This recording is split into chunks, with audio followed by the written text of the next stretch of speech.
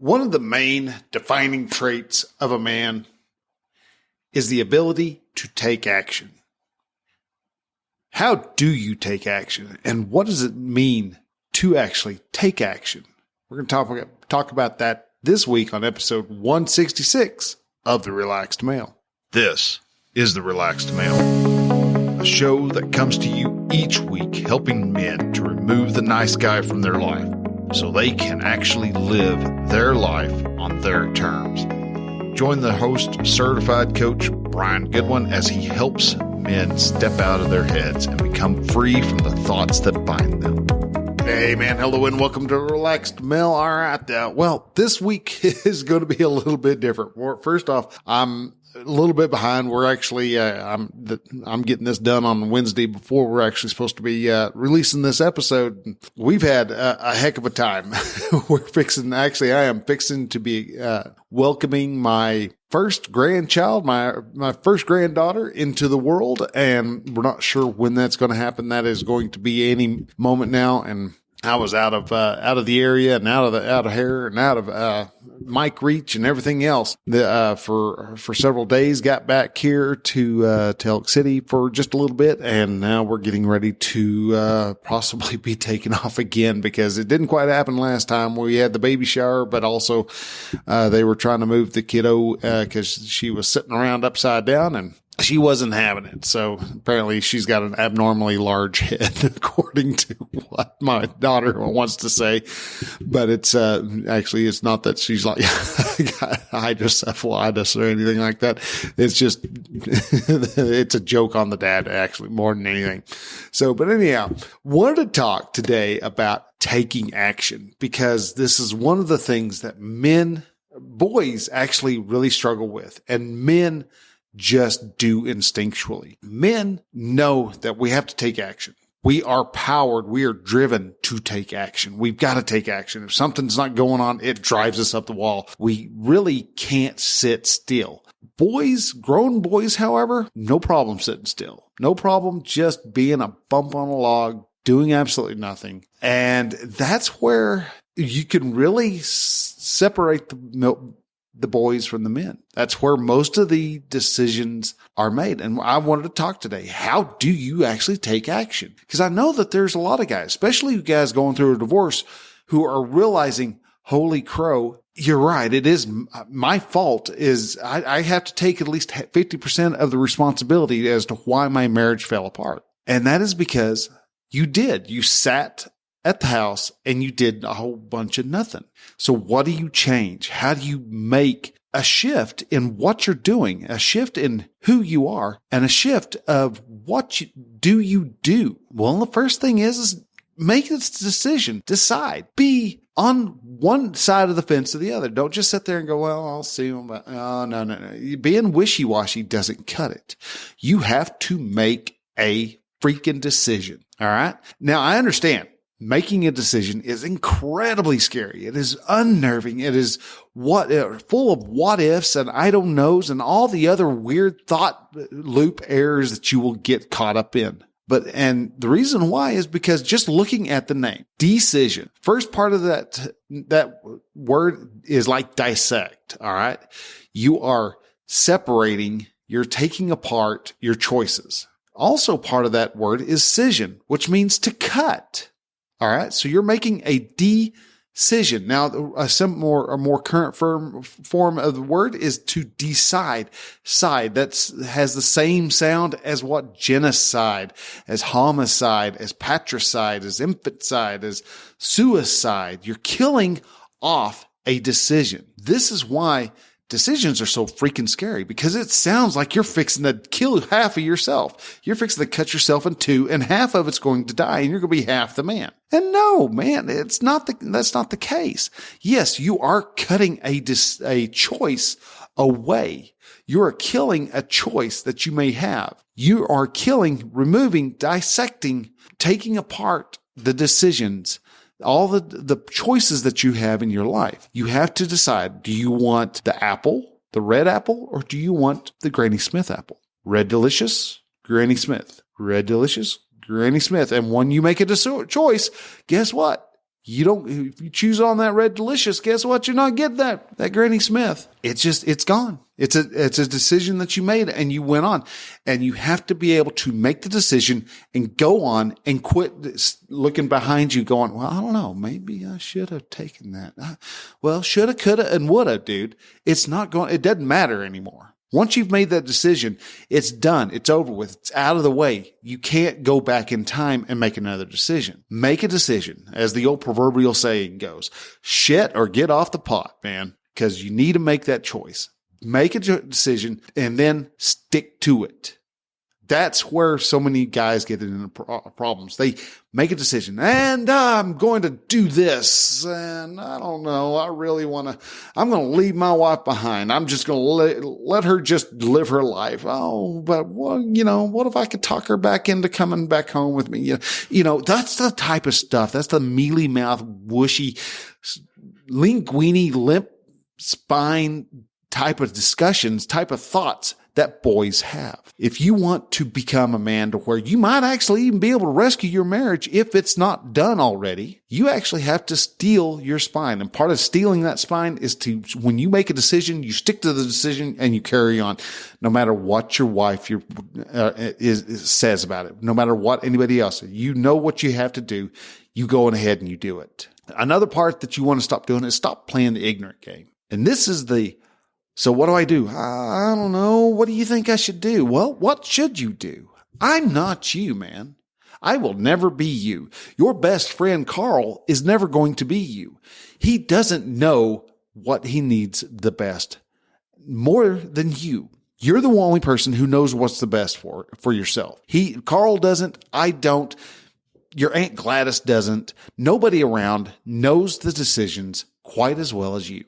Now, we can throw in our advice. We can throw in our thoughts, but it doesn't matter anything because throwing out the thoughts and things like that, I'm fixing to dive into that a lot more. But one of the things that we like to do is we like to indulge in it feels so much nicer not to know anything, because if I know, then I have to act on it. And if I act on it, then it gets all messy, and then I have emotions mixed in and all this other stuff. And it's horrible. And who wants to feel that way? Because, just be dumb and let's be ignorant and let's not do anything. That's exactly what you sound like when somebody asks you, so what are you going to do? Oh, I don't know. So what do you think you should do? I don't know. What do you think I should do? No, man, that's not the question. The question was, what are you going to do? And the answer should be, I am going to do this. If you don't know, ask yourself right off the bat. And I've gotten around to where I ask all my men this. I hear them say, I don't know. I am working diligently to remove the I don't know phrase from everybody's lexicon, because it is a completely useless phrase. I don't know. Bull crap. Whenever I was a little kid, I used to say I don't know all the time. You know why I used to say I don't know all the time? Because then I didn't have to explain myself. Why did you punch your sister? I don't know. Then I don't have to go into the whole detail of talking about, well, she wanted to take my He-Man figure, and I was playing with my He-Man figure, and she wouldn't take no for an answer, and so I socked her in the arm. Well, did it make you feel better? Well, it made me feel better. It caused her to stop. And a lot of times I would say stuff thinking that it was a good response, and I would get called a smart ass. Oh, quit being a smart ass, And so it became a lot easier to, one, not have to worry about being called a name by actually just saying, I don't know, playing dumb, being stupid, instead of actually stating what was actually going through my mind. I know what was going through my mind at that time. And I wanted to say it, but at the same time, I had a little part of my head going, dude, do not say that or you're going to get grounded for another 3 weeks. Because I would. If I made a remark that was conceived as being smart alecky, then it was, my freedom was gone for a month. So it's easy to fall into the I don't know game, that ignorant game, playing ignorant, playing, I don't know,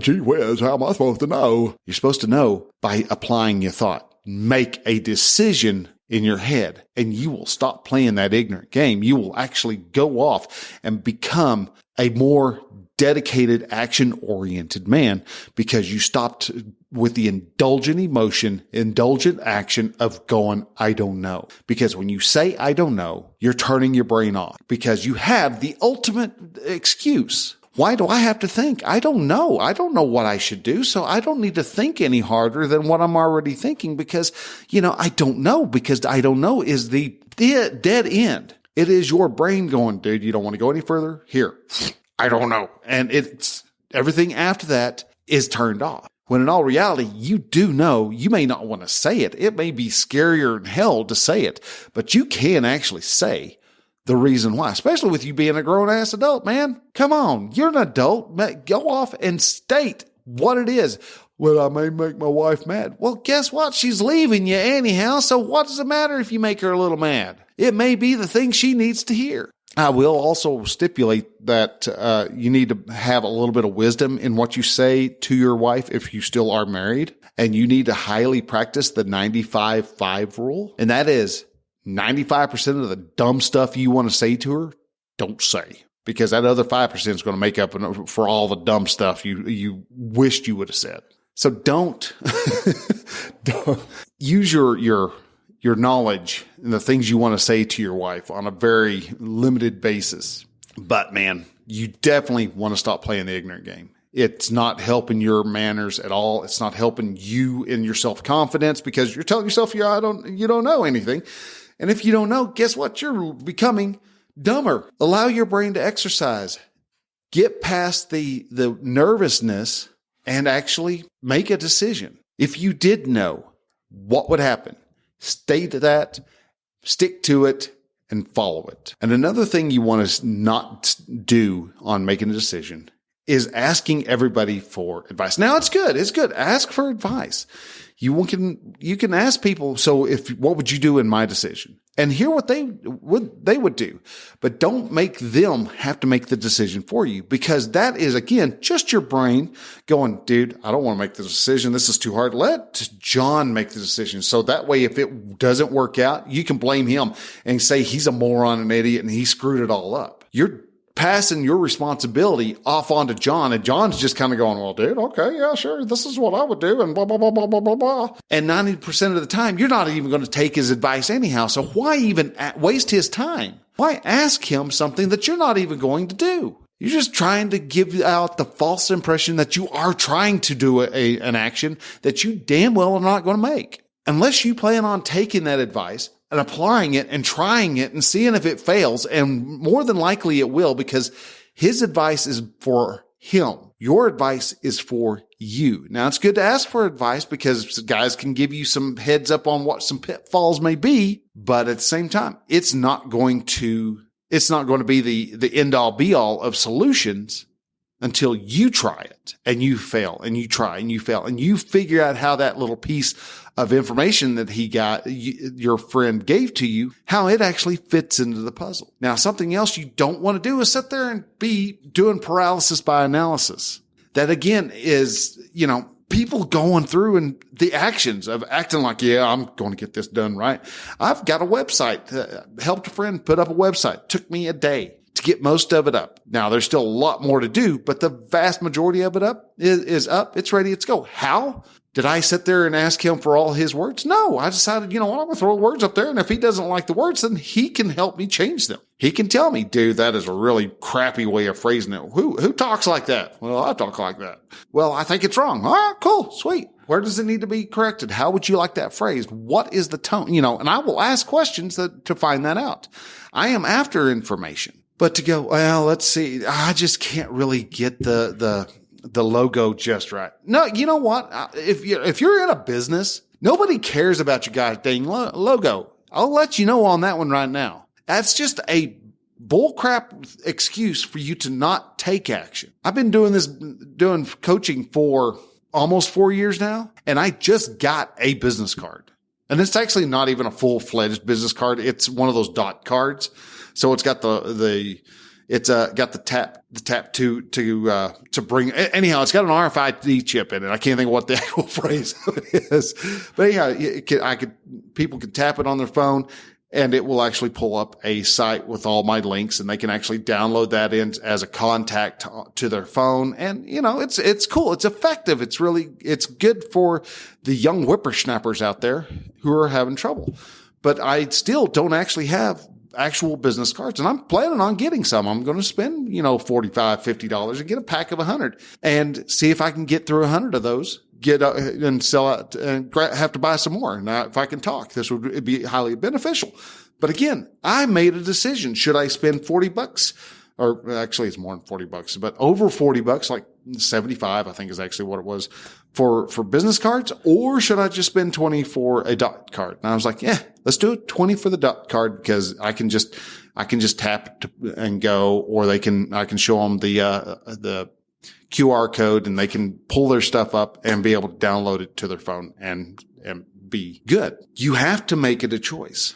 You can't be worrying about, I've got to get this perfect. No, you don't have to do anything perfect. It's better to actually do stuff messy. It's better to go through life and try stuff and find out that you have just made a mess of it than to sit back and go, wow, I really wish I'd done that. I really wish I had taken that action that was needed so that I could actually go to Europe sometime. I really wish I had tried writing that great American novel. You have a novel in you. Try writing it out. Most of us won't. Why? Because it's too much work. It's too hard. You have to sit down. You have to be dedicated to actually sit down and type out a whole bunch of words. Then try to see if you can get someone to buy it. That's where the trouble. That's a tough thing to do. And a lot of people think that you actually have to go through a publisher house. No, you don't. You can go through self-publishing. You're still going to have the same difficult time of selling stuff. It's just most of the money that you would have made is now getting divided out amongst other people because you have an editor who's helping you make your work a lot better. You've got a graphic artist who's helping your dust jacket look absolutely amazing. You've got a publishing house who's doing some selling for you and is selling and making sure that all those books get printed and then sent out to Barnes and Noble and Amazon and every place else. But to be able to get anywhere close to that, you have to actually make a decision. And to make a decision, is going to cause you to have to take action. And you taking action means you're not going to be playing dumb anymore. You're not going to be playing ignorant. You're going to get rid of the ignorant game, and you're going to go further down the road because the rest of the guys who you're hanging out with are standing around with their thumbs up their butt going, I don't know. Should I be doing that? Or should I, sitting there whining and crying and talking about how awful their ex-wives are. Instead of getting out there, making something of themselves, building up their mind, building up their body, building up their community, and working on what actually feeds their soul. Instead, they're staying right there in the mud, whining that their pants are dirty, but not doing anything because it takes too much effort to get out. I want you to stop that. I want you to start taking action.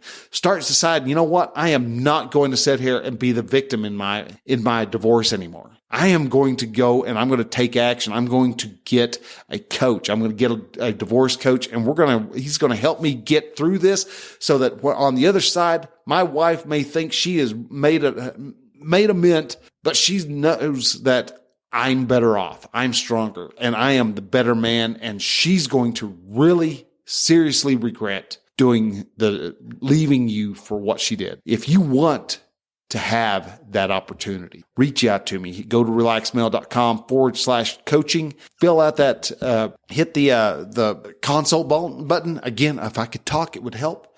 Hit the consult button. Schedule an appointment. We'll sit down and we'll have a consult call and we'll talk to each other and we'll find out, hey, this is one way we can do it. This is another way we can do it. And we can get a game plan set. And then you get yourself down the road and you get yourself looking better, in shape. You start making yourself you start getting yourself to be more attractive because you're actually you're going through life with a purpose. That right there is the light that attracts women and men to you like moth to a flame. And how do you do that? I can help you. So decide, make that decision, take the action, call me up, and let's see what we can do to help each other out. All right. So men, thank you again for listening. We'll talk to you next week. Till then, bye.